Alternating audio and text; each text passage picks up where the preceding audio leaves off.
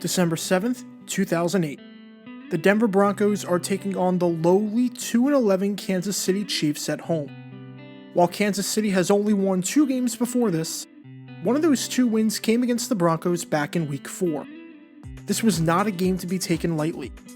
And sure enough, the Chiefs led 17-7 midway through the second quarter. It was looking like the Chiefs were going to sweep the Broncos for the first time since 2000, which was so long ago at the time that the Broncos were still playing games at the old Mile High Stadium. But the Broncos persevered. They clawed their way back into it. Despite losing the turnover battle, Denver took the lead in the fourth quarter on a touchdown pass by Jay Cutler to Brandon Marshall. One critical fourth down stop later, and the Broncos had won the game and had gone to 8-5. And that's a pretty good spot to be in. Under the current 12-team playoff format, there were 76 teams that started the season with a record of 8-5. Of those 76 teams, 55 of them made the playoffs. And Pittsburgh in 2005 and New England in 2001 won the Super Bowl with this record. Over 72% of teams to start 8-5 over this stretch made the playoffs. That's pretty good. And what made things even better for the Broncos was that the AFC West was abysmal that season. Oakland was floundering with Jamarcus Russell at quarterback. Kansas City had allowed 364 points through their first 13 games, and had the worst defense in the AFC.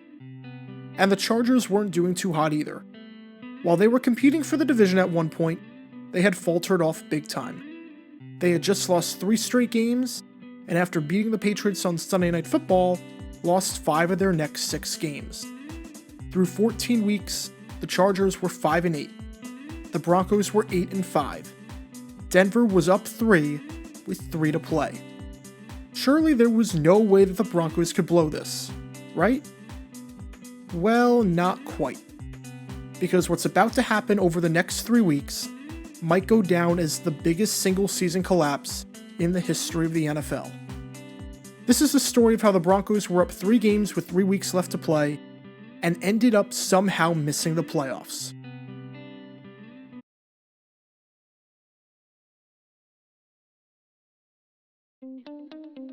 Denver's magic number was 1.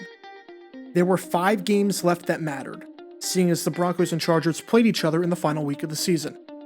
If the Broncos won one of their games, or the Chargers lost one of their games, that was it. Denver would clinch the division. If San Diego was going to somehow make the playoffs again and claim the AFC West crown, they needed 5 things to go their way. Let's start with Week 15.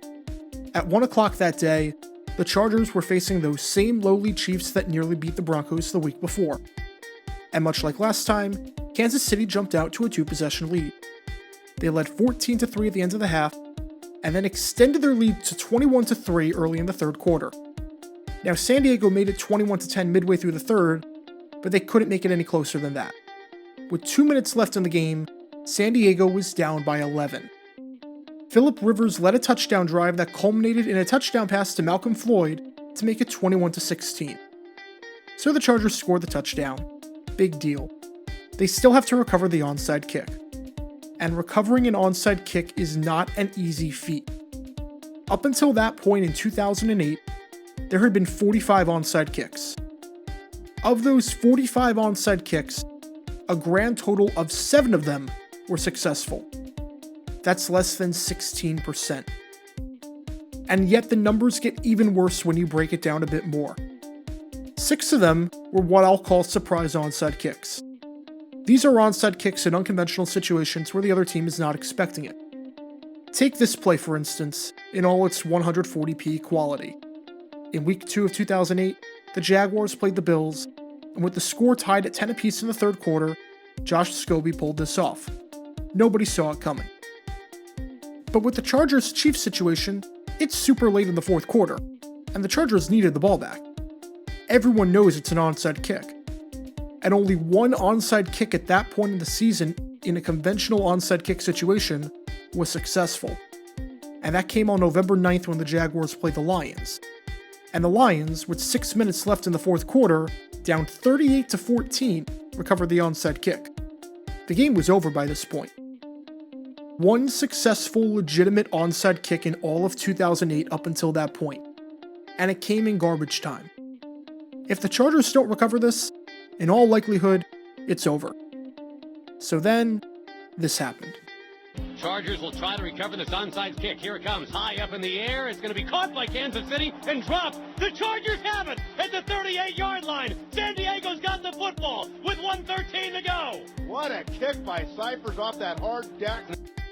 The Chargers got the ball. The Chargers beat the odds and recovered the onside kick. And then, Rivers threw a touchdown pass to Vincent Jackson to give San Diego the lead. Kansas City got the ball back, and it came down to the leg of Connor Barth from 50 yards out. It was no good. San Diego had stunned Kansas City, and had kept their season alive at minimum for another 3 hours. Game 1 of 5 done. Now it was time for the Broncos to take on the Panthers. Keep in mind that this is a scary good Carolina team that wound up as the number 1 seed in the NFC that year.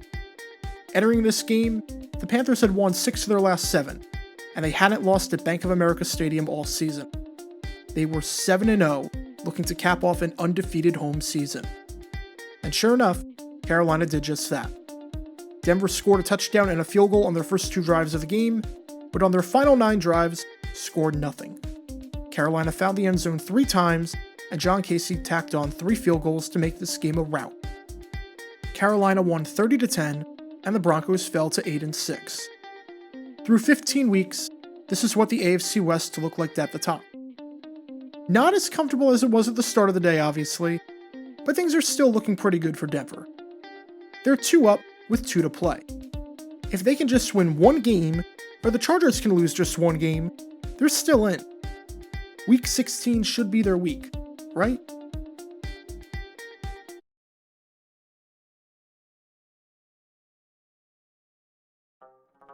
At 1 o'clock that day, the Chargers took on the Buccaneers at Raymond James Stadium. Now, Tampa Bay was going through a bit of a collapse of their own. After starting the season 9-3, they had lost their last 2 games, and with a loss to the Chargers, would be in danger of missing the playoffs. Still, it's a home game across the country for a very good Tampa Bay team, and the Bucs were favored by 4.5 points.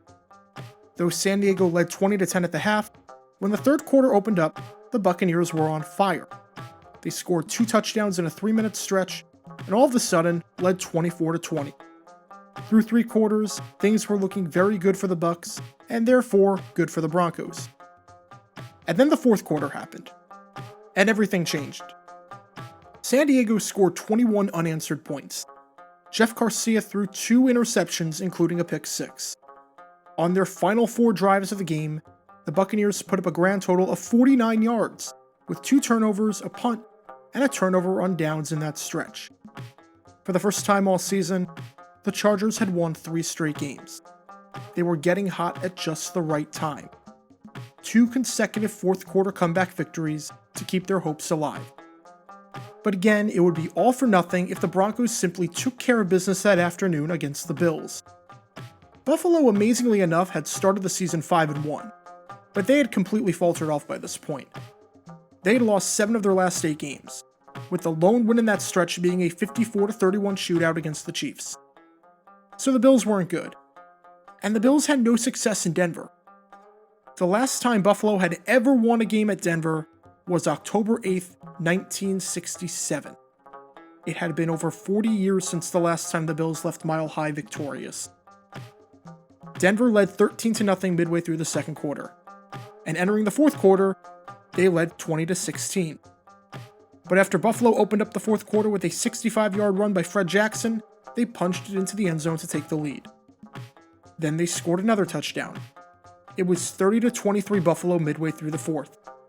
Denver had 2 drives left to salvage this, and they took it down to Buffalo's 15-yard line both times. And both times, they came up empty-handed.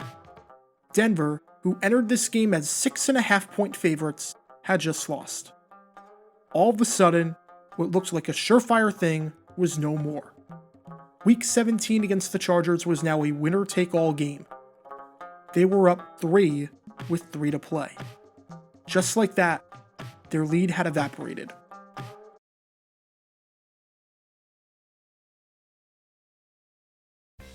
Week 17 at Qualcomm Stadium under the lights of Sunday Night Football. Winner takes the AFC West. Loser goes home empty-handed. The first game between these teams was a classic. Denver led 21-3 at one point, but the Chargers came back and took a 38-31 lead with just over 4 minutes left. Then Jay Cutler led a touchdown drive down the field, culminating with a 4-yard pass to Eddie Royal. And instead of playing for the tie and heading into overtime, Cutler and the Broncos offense stayed on the field and went for 2. And once again, Cutler found Royal in the end zone, and Denver won 39-38. So would the rematch for the division title be just as good? Not even close. It was an absolute rout. San Diego won 52-21. The Chargers led 24-6 at the half, and they never looked back. San Diego had the ball 10 times that day. 8 times, they scored. In the second half, San Diego had 5 drives, and they scored a touchdown on 4 of them. It was the most points the Chargers had scored in a game since 1985 against the Steelers, and the most points allowed by the Broncos in a game since 1988 against the Colts. To say that this game was a disaster for Denver would be an understatement. They started the season with a record of 8-5 and 3 games up on the division. Now, 3 weeks later, they were out. 2-time Super Bowl winning head coach Mike Shanahan, who had been with the team since 1995, was fired. The Chargers, meanwhile, would stun the Colts in the wildcard round before falling to the eventual champion Pittsburgh Steelers in the divisional round. For some perspective on how bad this collapse was, it was the first time in NFL history that a team had blown a 3-game lead with 3 games to play. It was an absolutely historic choke job. The worst collapse in NFL history. It doesn't get much worse than that.